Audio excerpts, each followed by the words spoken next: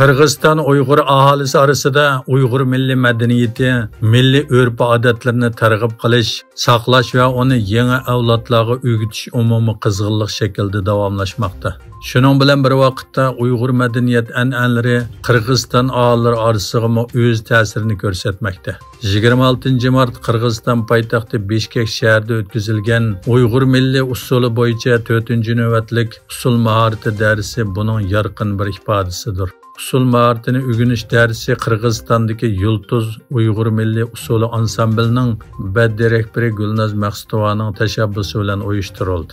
Gulnaz xonim shu usul mahorati darsining asosiy maqsadi Qirg'izistondagi usulchilarga asosliq Uyg'ur usuli va milliy kiyim-kechaklarini tonishtirish ekanligini bildirdi.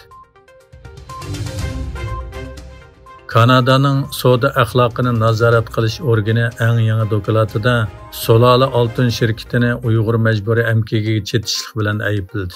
Reuters agentligining bu vaqtdagi xabarda qayd qilinishicha, Kanada savdo axloqini nazorat qilish organi 26 mart Vancouverga joylashgan Solola oltin shirkatini ayblab, mazkur shirkatning Xitoy egiligidagi Oltinkoy shirkati bilan hamkorlashganligini, Sharq Turkistondagi Uyg'ur majburiy emgak kuchini ishlatishga, kishilik huquq dafsandichiligiga chetilganligini bildirgan.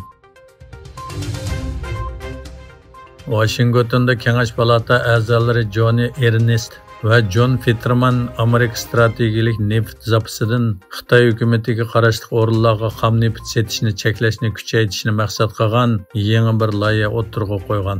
Payshanba kuni o'tirg'a qo'yilgan partiya hal qilgan qonun loyihasi Xitoyga eksport qilmaslik sharti bilan Xitoy shirkatlariga xam neft setib berishga yo'l qo'yilgan yo'chiqni taqashni maqsad qilgan. Xitoy Tashqi ishlar ministrligining bayonotiga qaraganda, Bejinda Xitoy Qozog'iston tashqi ishlar ministrlari strategik suhbatning tunji yig'ini o'tkazilgan. Xitoy Tashqi ishlar ministri Wang Yi davlatiga ziyoratga kelgan Qozog'istonning muavin bosh ministri va diplomatiya ministri Murat Nurtiyevni bir balvoq bir yo'l tashabbusining yangi ulanish koridorini birlikda qurishga chaqirgan.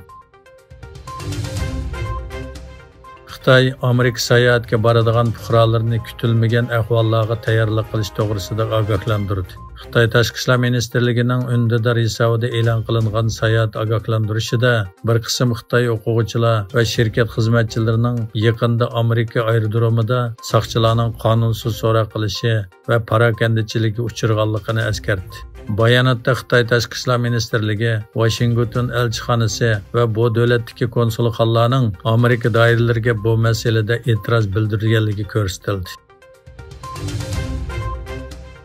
Turkiya xalqi bugun yana 31 mart yerlik hukumatlarning boshliqlarini saylash uchun bilet tashladi. Egilishicha, saylamda 81 o'lka, 973 rayon va 390 yezi bozorda shahar boshlig'i, shundaqla 50.336 nafar mahalla boshlig'i saylab chiqiladi. Shuning bilan birga shaharlik hukumat majlislarining a'zolari bu saylamda belgilanadi.